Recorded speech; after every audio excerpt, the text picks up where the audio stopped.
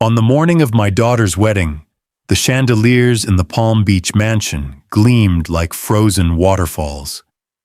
Waiters rushed about carrying trays of crystal glasses. The smell of orchids imported from Colombia filled the hall, and every corner of the estate screamed money. I should have felt proud. After all, I had poured $150,000 of my own savings into making this day possible. Instead, I stood frozen in the very house my money had saved from foreclosure, listening to my daughter tell me I was no longer welcome. Father Clara said, her voice as sharp as broken glass. The best wedding gift you could ever give us would be to disappear from our lives permanently. Or better yet, check yourself into one of those retirement homes where you belong. She was standing in the kitchen I had paid to remodel, wearing the custom silk gown that my money had bought. Her lips curled in that cold smile that no longer resembled the little girl I once carried on my shoulders. Behind her, Julian, my soon-to-be son-in-law, didn't flinch. He simply folded his arms, his Rolex gleaming under the recessed lights, and nodded in agreement, as if my banishment were an item on the evening's checklist. My name is Samuel Harrington.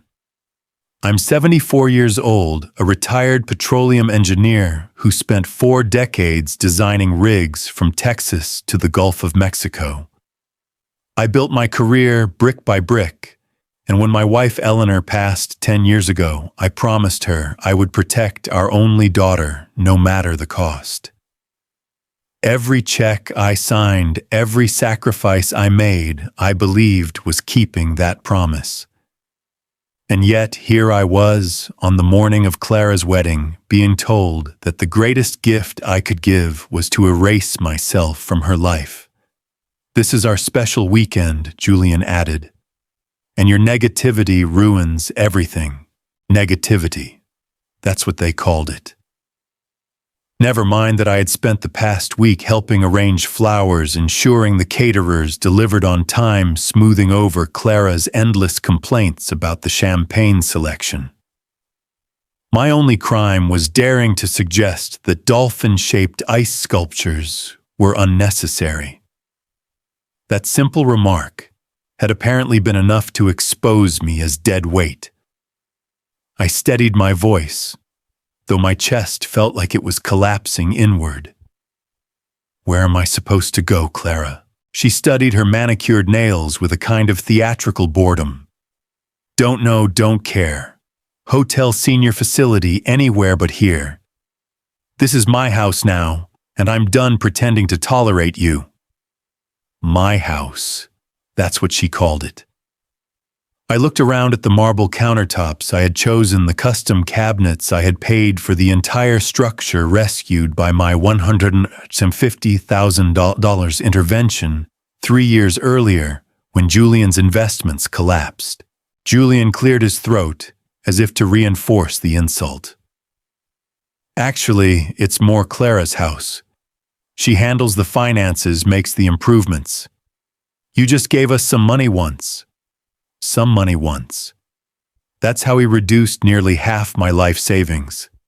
$95,000 toward the down payment, followed by more checks than I cared to count, emergency repairs, credit card balances, late mortgage fees. All dismissed with a shrug. And right there in that glittering kitchen, something shifted inside me. Not a breaking no. More like gears finally locking into place after years of grinding. "You're right," I said softly. For the first time that morning, Clara's eyes flickered with surprise. She had expected pleading, maybe even tears. What she hadn't expected was calm. "I should go," I continued. "I'll pack and be gone within the hour." Julian exhaled like a man relieved of a burden. "Probably for the best. We can talk after the honeymoon when things cool down." Talk after the honeymoon. as if my own daughter telling me to vanish were nothing more than a squabble over seating arrangements. Upstairs in the guest room, that had never truly been mine, always labeled guest because guests eventually leave. I pulled a suitcase from the closet. As I folded shirts into neat stacks, I could hear Clara and Julian downstairs already discussing how to renovate the space I was vacating. Clara wanted a yoga studio. Julian preferred a home office. Their voices carried no trace of guilt, only the excitement of remodeling. On the nightstand sat a photograph of Eleanor, my wife, of 43 years, gone now a decade. She had never once made me feel like a guest in my own home. I touched the frame and whispered, "Don't worry, sweetheart. I'm not going down without a fight." But first, I had phone calls to make. I carried my bag down the stairs past the glistening champagne towers out into the Florida heat. The Rolls-Royce rented for the bridal party gleamed at the curb. Guests in designer dresses and tailored tuxedos were arriving, already snapping photos for social media. Not one of them noticed the old man slipping quietly into a modest sedan parked at the edge of the driveway. As I closed the car door, the noise of the party muffled, replaced by the silence of my own breathing. My hands shook slightly, not from fear, but from clarity. They thought I was powerless, a relic to be discarded. They had no idea the kind of leverage an old man can hold when underestimated. Before I turned the key in the ignition, I pulled out my phone. The first number I dialed was not family, not friends. It was my attorney. And that single call I knew would be enough to turn Clara's perfect little wedding into the beginning of her unraveling. So if you're listening to this right now, let me ask you, where in the world are you watching from? Drop it in the comments below. I want to see just how far the truth about betrayal and justice can travel. Trust me, you'll want to stay until the end, because the storm I set in motion that day makes every chandelier in that mansion look like nothing more than a fragile piece of glass waiting to shatter. I drove aimlessly along Ocean Boulevard, palm trees, swaying against the Atlantic breeze, my suitcase rattling in the trunk. The mansions along the coast glowed with the kind of wealth that swallows people whole: marble staircases, Bentleys in the driveway, private security gates. They all looked like Clara's world, now polished on the outside, rotten in the foundation. I pulled over at a quiet overlook, where the waves crashed against the seawall. My chest felt heavy, but not from age, from betrayal. Clara's words still echoed in my head. Disappear from our lives permanently. Check yourself into a nursing home where you belong. There was a time when her voice could make me smile in an instant. When she was 6, she once told me that all she wanted for her birthday was a princess crown. I worked overtime on a rig in the Gulf for weeks, then surprised her with a tiara from a jeweler in Houston. She ran through the house screaming, "Daddy made me a queen." That memory cut deep now, because somewhere along the line her crown turned into a cold sneer. I stared out at the endless blue horizon and whispered, "Lord, what am I supposed to do?" For years, my faith had been a quiet habit. Sunday services, a daily prayer, before meals, the occasional verse that Eleanor used to recite when life weighed us down. Since her passing, I had let it become background noise, but in that moment, it surged back like a tide. Eleanor used to tell me, "Sam, God sometimes lets us hit rock bottom so we finally see who's been holding us up all along." Maybe that was it. Maybe being cast aside by my own daughter wasn't the end. Maybe it was the Lord's way of tearing away the illusion I had clung to, that if I just kept giving, Clara would eventually see my love.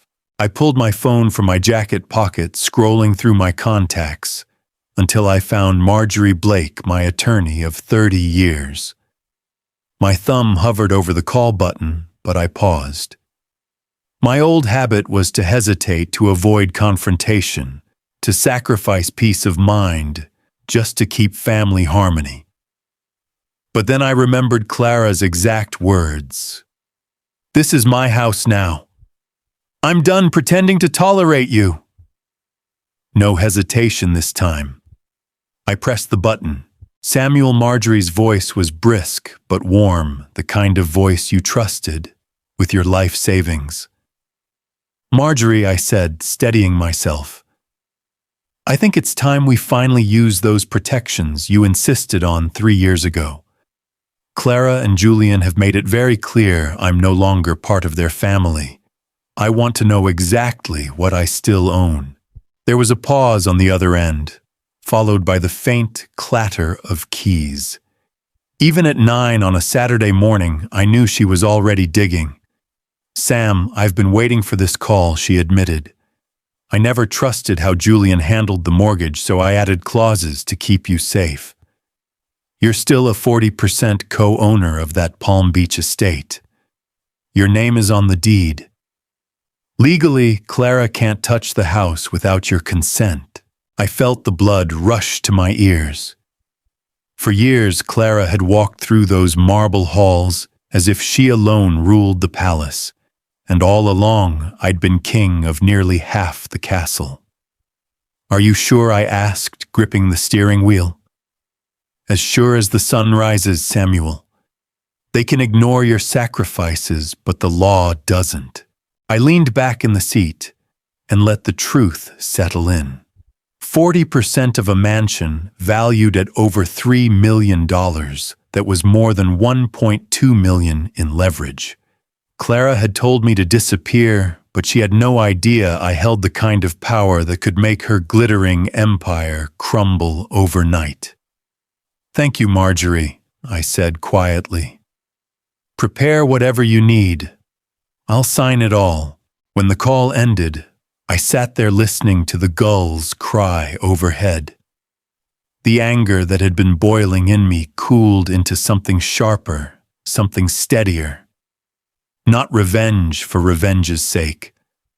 No, this was about boundaries, about finally drawing a line in the sand after a lifetime of bending. I thought of Eleanor again.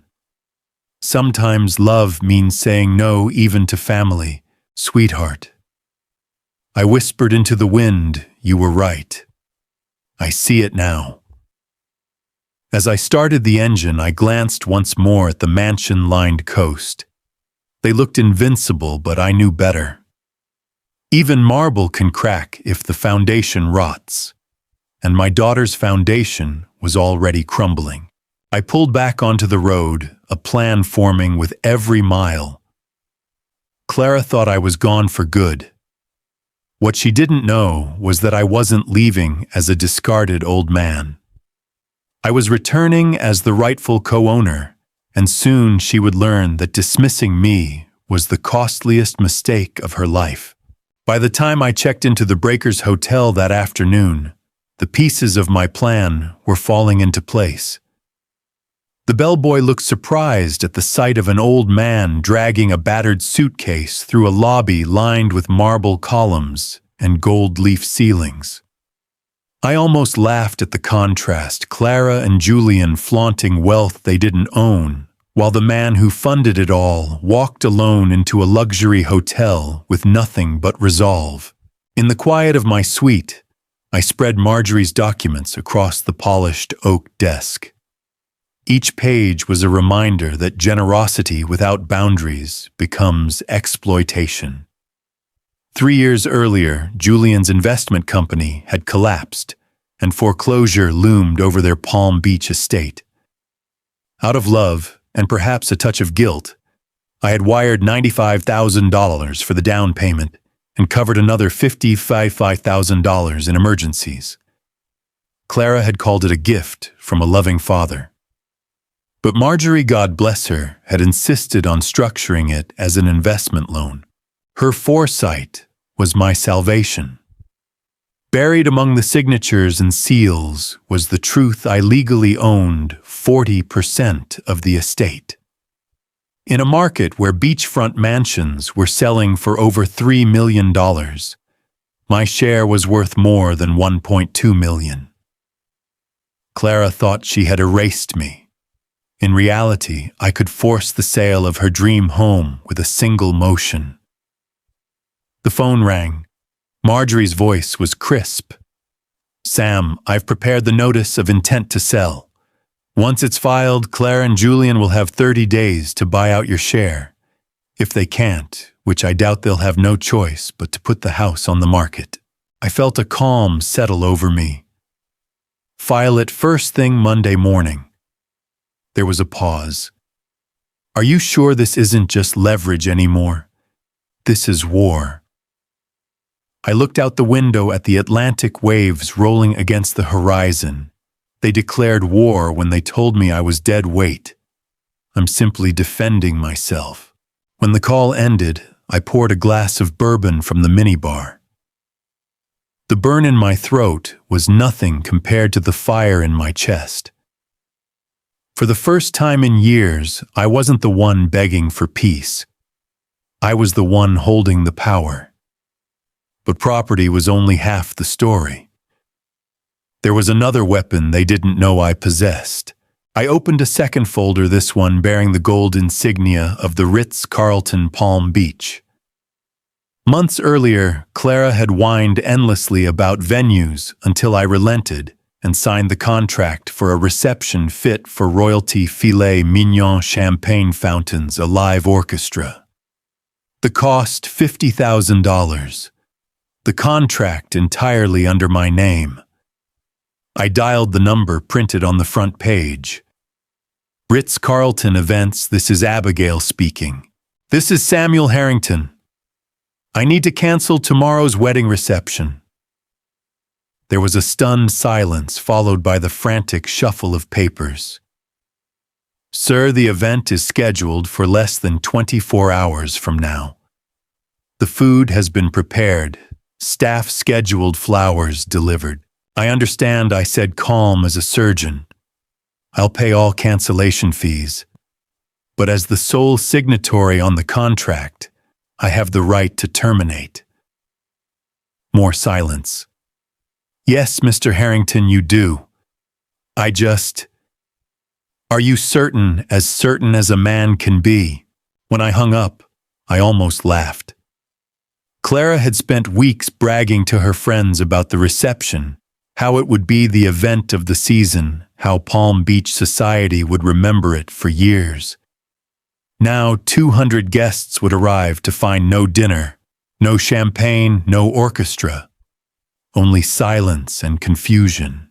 I poured another bourbon and raised the glass toward Eleanor's photograph on my phone screen. "You always said I was too soft," I whispered. "Well, not today." I leaned back in the chair, the city lights of Palm Beach glittering through the window. For years, I had lived as if my worth depended on my daughter's approval. Tonight, for the first time since Eleanor died, I felt something entirely different: freedom. The house I owned, nearly half of it. The reception gone in the blink of an eye. The illusion Clara had built around herself was cracking, and soon everyone would see what lay beneath entitlement, arrogance, and a daughter who thought her father was disposable. As I drifted to sleep, I imagined the moment the news would reach her. The orchestra musicians packing up their instruments. The florist turning back with truckloads of roses. The guests whispering, confused, holding gifts no one would unwrap.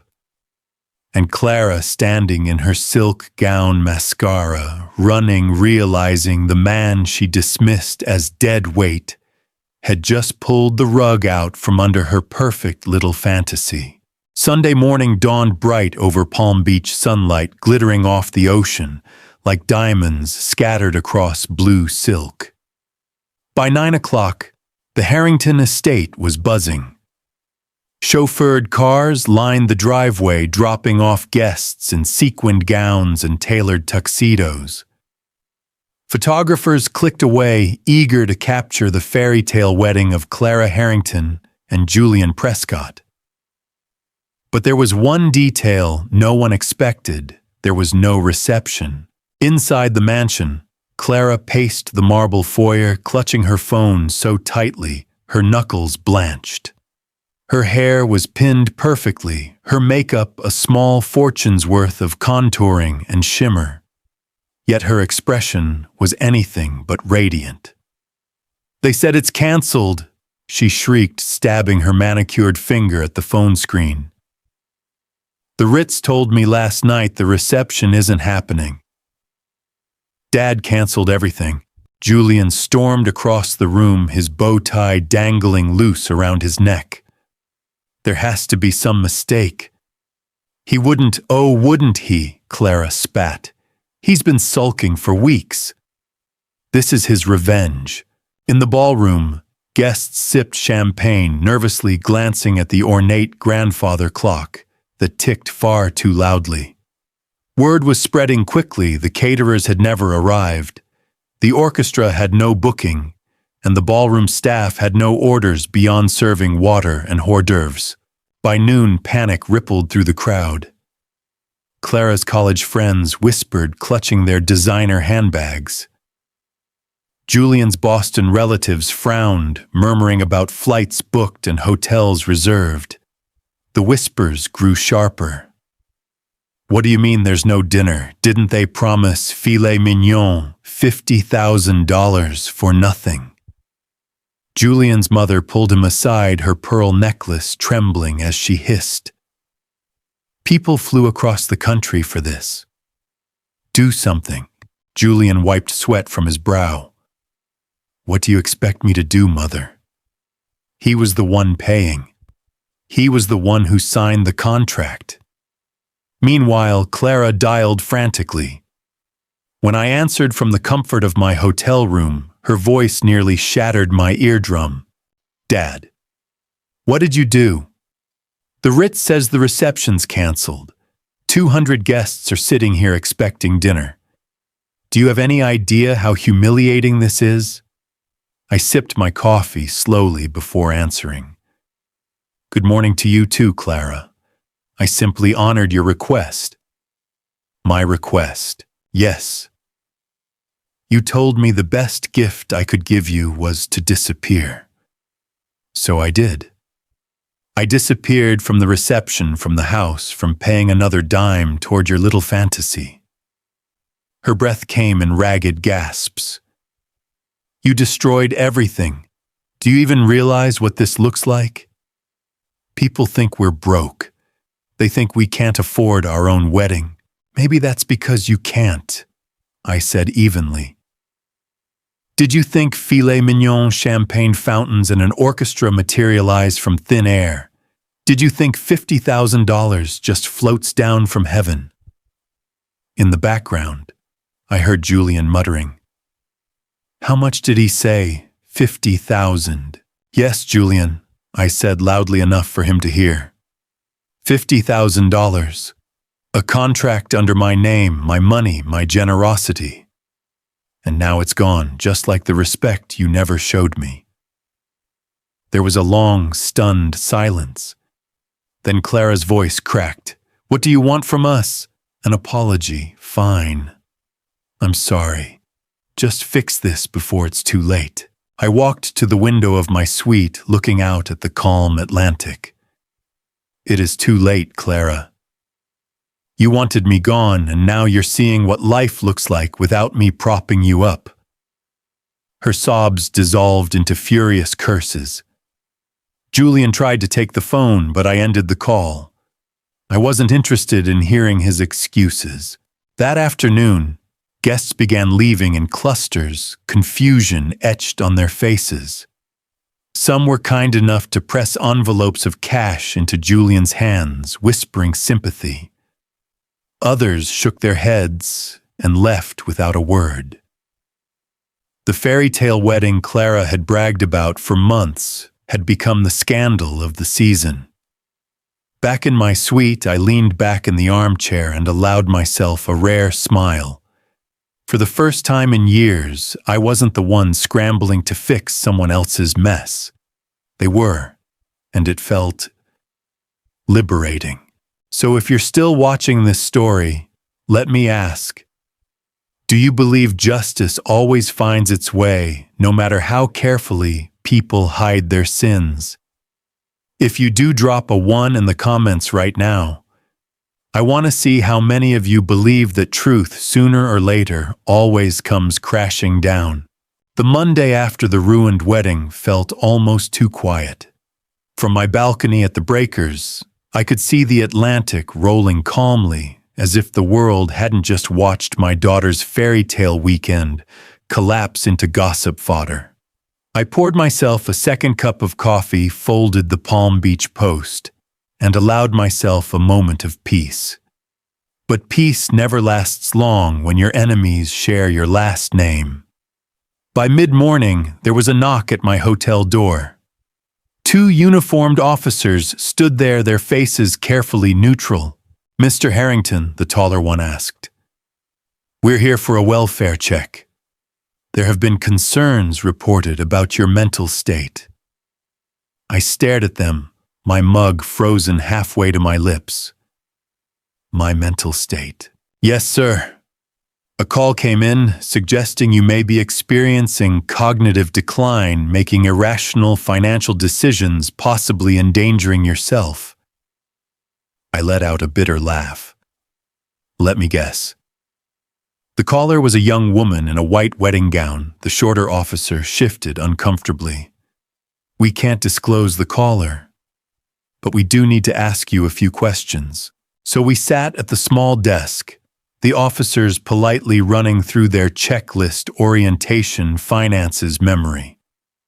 I answered each one calmly, producing my driver's license, credit cards, and the neatly organized financial files I'd brought with me. "Here," I said, sliding a stack of statements across the desk. "Every check I wrote to my daughter and her fiancé in the last 3 years. Over $150,000. You tell me, does that look like a man incapable of managing his affairs?" The tall officer's eyes flicked through the pages, his jaw tightening. "This is substantial." "It is," I agreed. And when I finally refused to keep funding their lifestyle, suddenly I became senile. They exchanged a glance, then closed their notebooks. "Mr. Harrington, you appear perfectly competent. We'll mark this report unfounded." After they left, I stood at the window, hands trembling not from fear, but fury. To think Clara had sunk so low she would weaponize elder abuse laws against her own father, it made my stomach churn. Not only had she humiliated me publicly, now she wanted the state to declare me incompetent, to strip me of my rights and assets. I dialed Marjorie immediately. When she answered, I didn't waste time. They called the police on me, claimed I'm losing my mind. Her sharp inhale told me she wasn't surprised. "Sam, I warned you they'd fight dirty once you stopped being useful. This is exactly why we built protections into those documents. But I think it's time we go beyond defense." "What do you mean? I've been looking deeper into their finances since you called. And Sam, there's something I've found that you need to see with your own eyes. It's bigger than the house, bigger than the canceled wedding. Bigger how?" Her voice dropped. "Fraud. Federal fraud. Meet me at my office in an hour." I hung up, my pulse hammering. The image of Clara in her wedding gown sneering that I was dead weight burned in my mind. She thought she could destroy me with lies. What she didn't know was that lies leave paper trails, and paper trails lead to ruin. Driving to Marjorie's office, I prayed out loud for the first time in years. "Lord, if you've brought me this far, don't let me falter now. Give me the strength to face whatever truth she's been hiding. When I arrived, Marjorie's desk looked like a crime scene, folders spread wide, documents, clipped tabs sticking out like warning flags. She didn't bother with pleasantries. "Sam," she said, pointing to a stack. "Do you remember applying for Medicaid benefits?" I frowned. "No, I've never qualified. I have too many assets." Her eyes hardened. "According to these records, someone's been collecting on your behalf for 3 years. $45,000 in benefits, directly deposited into an account not in your name but opened using your Social Security number." For a moment, I couldn't breathe. Impossible. Marjorie slid the application across the desk. "Recognize this signature." My stomach dropped. It was Clara's. The room spun as fury and grief tangled inside me. My daughter hadn't just humiliated me. She had stolen my identity, painted me as a destitute invalid, and pocketed government money while living off my savings. I gripped the edge of the desk to steady myself. What now Marjorie's smile was razor sharp. "Now, Sam, we stopped playing defense. They wanted to paint you as senile. But the truth could put them behind bars." I sat in Marjorie's office, staring at the papers, my hands trembling on the armrests of the leather chair. The signature was unmistakable, my daughter's looping C, her impatient slant of letters. There it was, sprawled across federal documents, claiming I was broke, senile, and in need of government aid. "Sam," Marjorie said gently, though her eyes burned with fury, "this isn't a misunderstanding. It's fraud. Medicaid fraud. They claimed you had no assets, no income, and that Clara was your guardian. That's how she's been pulling $45,000 in benefits over 3 years. The air in the room thickened. While I was giving her my life savings, I whispered she was stealing from the government in my name." Marjorie tapped another folder. "It gets worse. She used your Social Security number to open an account. Every payment went directly into that account, which she then drained for personal expenses. Jewelry, spas, luxury travel. I have receipts." I pressed my palms together as though in prayer, though my mind spun like a storm. "Lord, why did you let me carry this blindness so long?" But then I remembered Eleanor's words spoken on her deathbed. "Sam, God's timing is never ours. He reveals what we need to see when we're ready to see it." And I understood. I wasn't being punished. I was being delivered from years of manipulation, from the illusion of family loyalty. "What happens now?" I asked finally. "Medicaid fraud is a federal felony," Marjorie said. "Punishable by up to 10 years in prison, plus repayment and fines that can triple the original amount. We're talking well over $135,000 in penalties. If this goes to court, Clara and Julian will lose everything. Their home, their credit, their freedom." For a long moment, silence hung between us, broken only by the ticking of the brass clock on her desk. I thought of Clara's voice at the wedding, "You're a burden. We don't need you dragging us down." I thought of Julian toasting my departure as if it were a victory. And then I thought of the man I had been all these years, patient, forgiving, endlessly giving. That man was gone. I straightened in my chair. File the paperwork. Every page. Every charge. I want this exposed. Marjorie nodded slowly, a glint of respect in her eyes. "I'll prepare a package for the Federal Fraud Task Force." "But Sam, there's something poetic here. They tried to erase you by claiming you were incompetent. In doing so, they sign their own prison sentence. Do you see I did?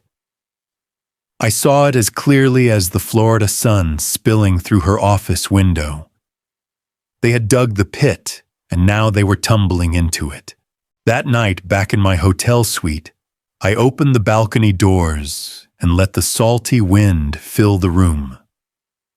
I set Eleanor's photograph on the table beside me and poured a glass of wine. "Sweetheart," I whispered, "I think God has answered your prayer for me. He's shown me who our daughter really is, no matter how painful it is to see. And He's given me the strength to do what must be done." For years, I had equated forgiveness with silence. I thought keeping peace meant turning the other cheek again and again, even as I was bled dry. But now I saw forgiveness was never meant to excuse evil.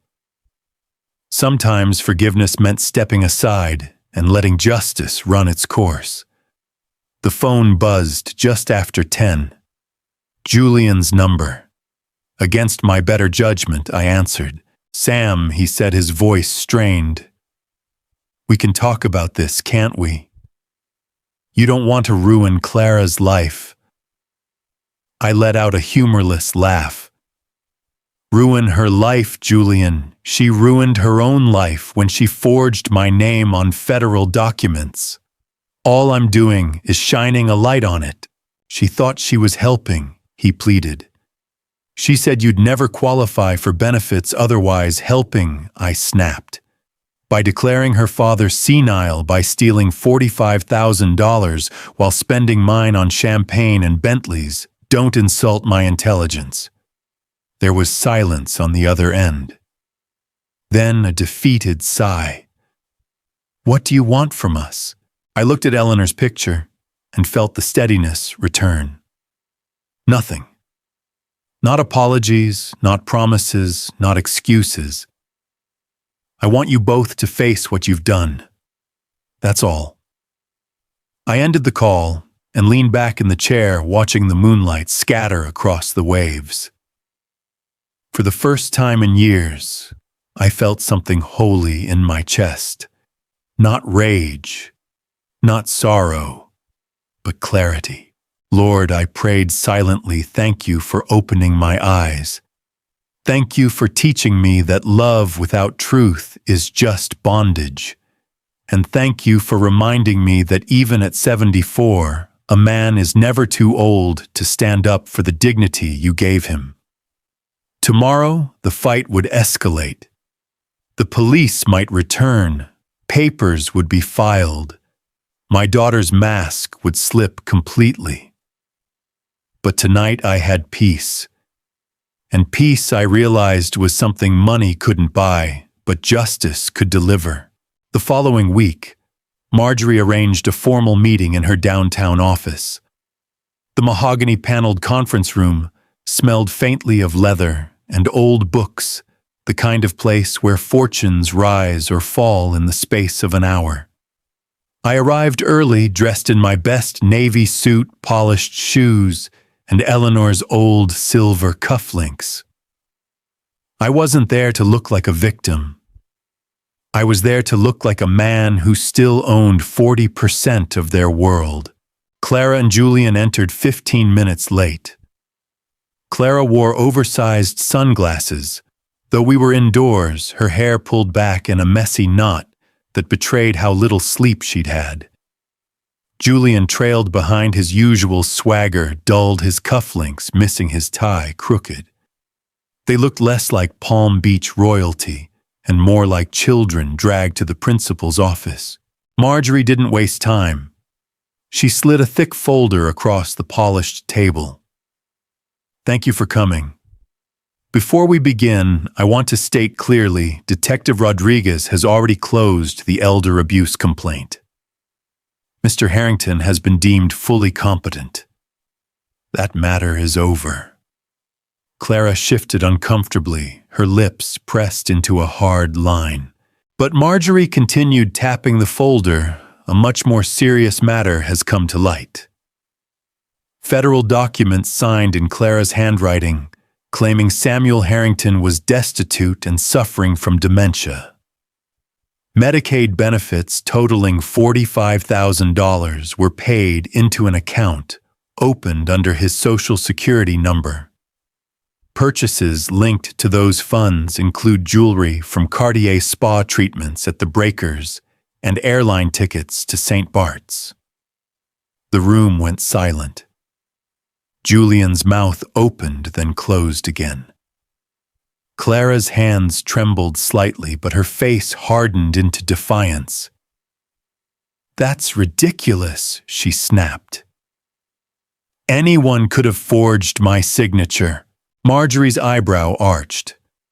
"Your driver's license was used to open the account. The notary stamp on the application traces back to your office, and every withdrawal was made with a card in your name." I leaned forward, my voice steady. "You didn't just humiliate me at your wedding, Clara. You stole my identity, turned me into a shadow of myself on paper, and pocketed the money while living off my savings. That isn't just betrayal. It's a crime." Julian finally found his voice. "Maybe we can settle this quietly. Pay the money back, call it a misunderstanding." I shook my head slowly. "You can't repay dignity. You can't undo calling your father dead weight. This isn't a misunderstanding. It's who you've become." Clara ripped off her sunglasses, her eyes red-rimmed but burning with fury. "You selfish old man. You're really going to send your own daughter to prison over money?" I met her gaze without blinking. "No, Clara. You sent yourself there the day you signed those papers. I'm not the executioner. I'm just the witness." Marjorie slid another sheet forward. "Mr. Harrington has 30 days to decide whether to pursue full criminal charges.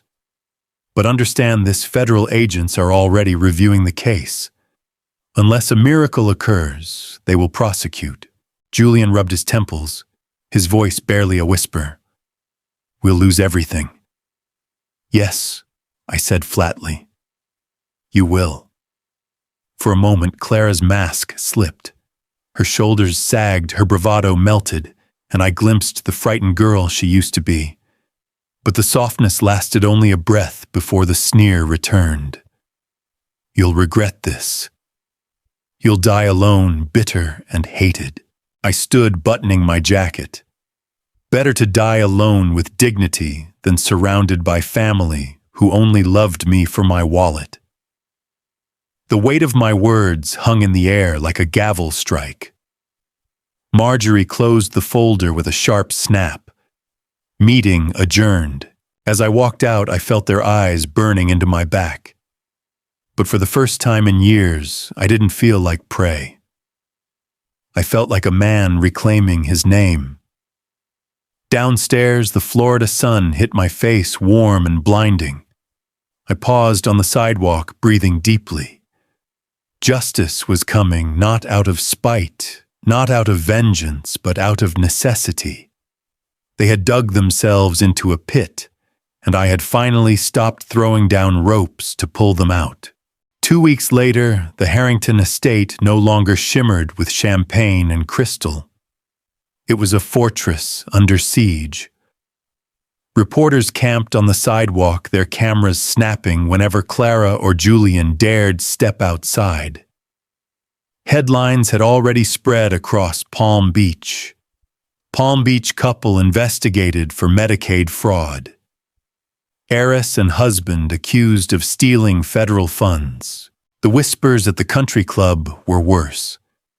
Their friends, the same ones who toasted beneath chandeliers, now crossed the street to avoid them. Invitations stopped arriving. The spa Clara used to frequent posted a polite notice, services suspended pending payment. Then came the morning when the world they clung to collapsed for good. It was just after dawn when 2 unmarked black SUVs rolled up the driveway. I wasn't there, but a neighbor described it to me later, agents in dark suits stepping out with papers in hand. knocking firmly on the double mahogany doors. Clara opened her silk robe clutched around her face, pale. Within minutes, both she and Julian were led out in handcuffs. The footage ran on the evening news.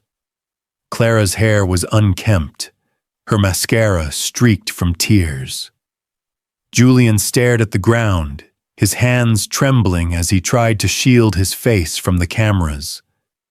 For all their talk of being Palm Beach's golden couple, they looked like any other fraudsters brought low by their own greed. I sat in my hotel suite watching the broadcast, my dinner tray untouched. It wasn't triumph I felt, at least not entirely. It was justice raw and undeniable.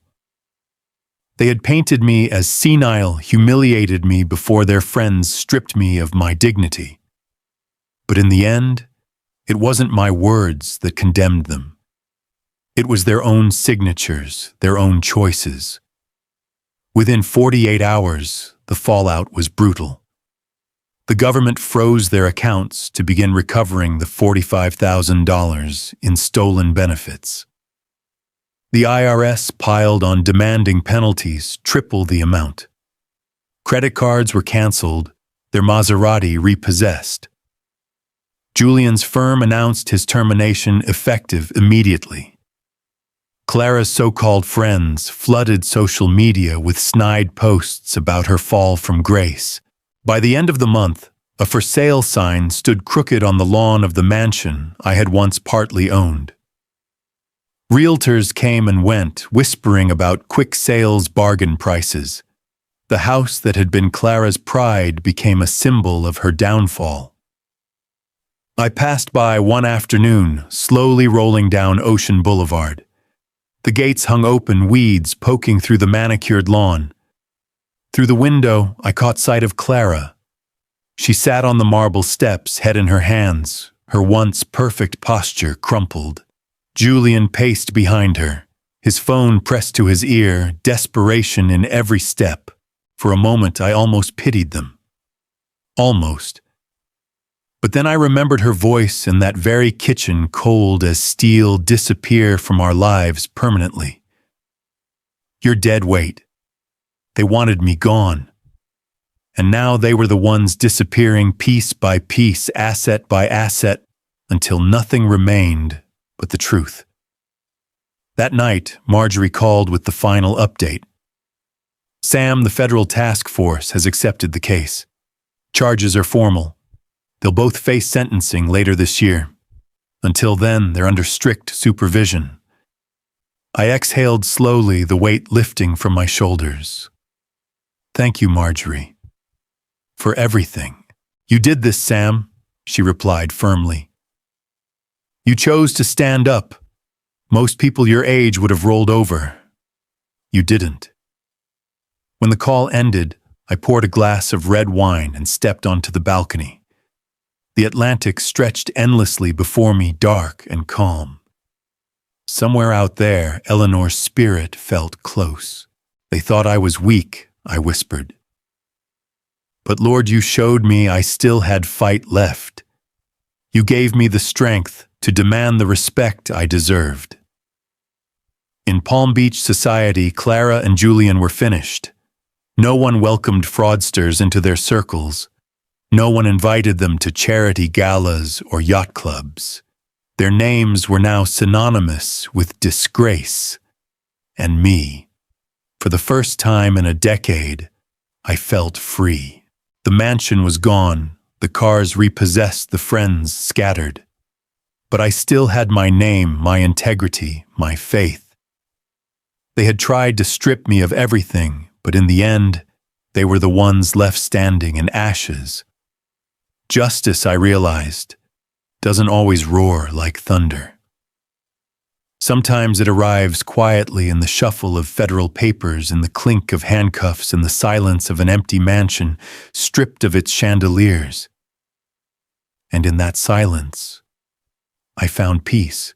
6 months later, the headlines about Clara and Julian had long faded, replaced by fresher scandals in Palm Beach. But for me, Life had begun to bloom in ways I never expected at 74. When the Harrington estate sold at auction, my 40% share was transferred directly into my account, just over $1.2 million after fees. For years, I'd watched my savings bleed away into their endless emergencies. Now, for the first time since Eleanor's passing, I had control of my money, my home, and my choices. I left the breakers and signed a lease on a waterfront apartment in Naples. The place wasn't as grand as Clara's mansion, but it was mine floor to ceiling windows looking out over the Gulf, a balcony where I could sit each evening and watch the sun melt into the horizon. The walls were bare at first, but slowly I filled them with photographs, Eleanor's smile, old fishing trips with buddies, and a few snapshots from my younger days on oil rigs. The first morning in that apartment, I brewed coffee in a pot I'd bought myself, sat at the small oak table by the window, and felt something I hadn't in years, quiet belonging.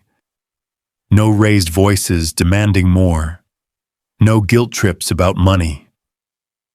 Just the steady rhythm of waves outside and the warmth of sunlight on my face. I didn't stay alone for long.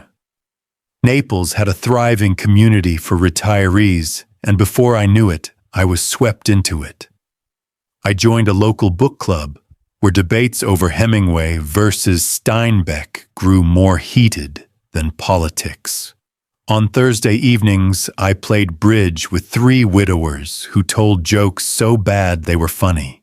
Most evenings, though, I found myself walking the shoreline with Elaine Porter, a widow I met at church.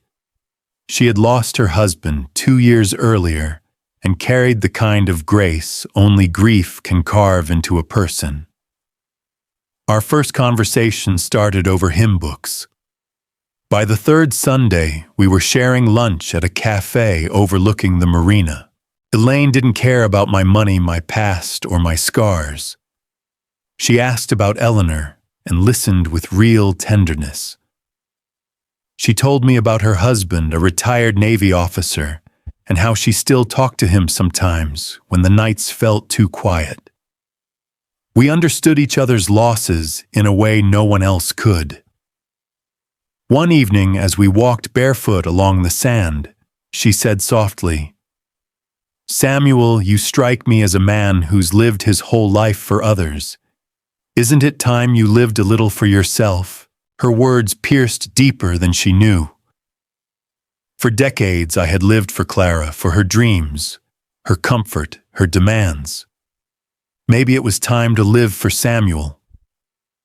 I bought myself a second-hand sailboat, nothing flashy, just enough to carry me out into the Gulf on breezy afternoons.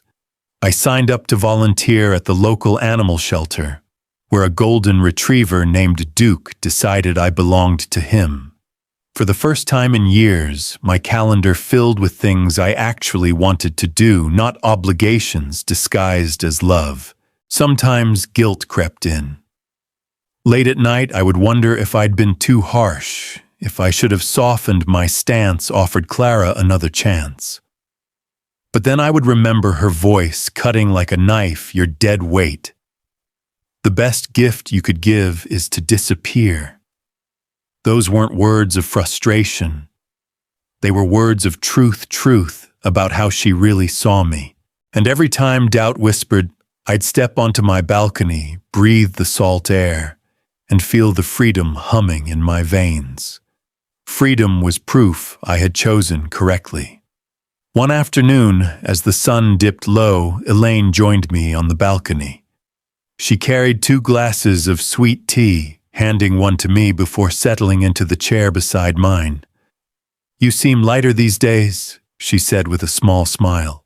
I looked out at the horizon where the water burned gold. "I suppose I am. For the first time in a long time, I wake up excited instead of anxious. That's a gift I never thought I'd get again." She touched my hand, and for a moment I felt Eleanor's blessing in the breeze. Perhaps love doesn't end with loss. Perhaps it finds new ways to live. In Naples, I wasn't deadweight. I wasn't an ATM, I was just Samuel Harrington, a man rebuilding a man, learning at 74 that it's never too late to begin again. Some nights I still sit on the balcony of my Naples apartment. Duke curled at my feet, the sound of waves mixing with the hum of distant boats. I think about everything that happened, the wedding that turned into a scandal, the house that was sold out from under them, the courtroom whispers of fraud and disgrace. And then I think about me, 74 years old, finally breathing free. If you had told me a year ago that I'd be here living on my own terms, walking the shoreline with Elaine, laughing at bridge games, finding peace, I would have laughed. Back then, I was convinced my only purpose was to provide, to sacrifice, to keep Clara happy, no matter the cost. I believed that's what family meant. But family without respect isn't family. It's captivity. Eleanor used to tell me, Sam, love without boundaries isn't love at all. It's just enabling. I ignored her wisdom for too long, hoping Clara would change if I just gave more, forgave more. Instead, the more I gave, the less she respected me. God in His strange mercy let her words at that kitchen counter slice through my illusions, your dead weight, disappear from our lives. Painful as they were, those words were the truth I needed. They pushed me to finally draw a line, to remember I wasn't helpless. The Lord doesn't call us to surrender our dignity for the sake of keeping peace with those who exploit us. Sometimes He places hard choices in our path to test whether we'll stand firm or crumble. Through prayer, through reflection, I found courage I didn't know I still had. I've come to believe that betrayal is a mirror. It doesn't just reveal the hearts of others, it shows us who we are when pressed to the edge. Clara's betrayal showed me her greed, but it also showed me my resilience. It reminded me that I wasn't just a wallet in a suit. I was a man with worth, with wisdom, with a future. Some people ask if I regret exposing my own daughter, if I feel guilty watching her world collapse. My answer is simple: no. Regret belongs to those who make choices without thinking of the consequences. Clara and Julian chose fraud, chose deception, chose cruelty. I chose survival. And survival isn't something to regret, it's something to give thanks for. I don't know what the future holds for Clara. Perhaps she'll serve her time, perhaps she'll emerge humbled. But her road is hers to walk, not mine to carry. I pray for her, yes. I pray that God softens her heart. But I no longer confuse prayer with permitting abuse. Forgiveness doesn't mean forgetting, and love doesn't mean sacrificing myself on an altar of her entitlement. Here in Naples, I've discovered a different kind of wealth. Not the kind measured in bank accounts, though the sale of that estate left me more comfortable than I've been in years. No, the real wealth is waking up without fear, laughing with friends who enjoy my company, rather than my checkbook, holding hands with Elaine as the sun dips low over the Gulf. That's the wealth money can't buy. If you take anything from my story, let it be this: you are never too old to stand up for your dignity. You are never too powerless to say enough. Even when betrayal comes from the people you love most, you still have the right to draw boundaries. In fact, that's when boundaries are most needed. So I'll leave you with this. Thought, have you ever had to choose between keeping peace with family and keeping your self-respect? If you have, you know the cost of silence. And if you're still waiting for a sign to stand up, maybe this is it. If my story spoke to you, share it with someone who needs to hear it. Don't forget to subscribe for more true stories that inspire courage and self-worth. Your support helps us reach others who are quietly carrying their own battles. Because at 74, I've learned something important. Dignity is a gift from God, and no one, not even your own flesh and blood, has the right to take it away.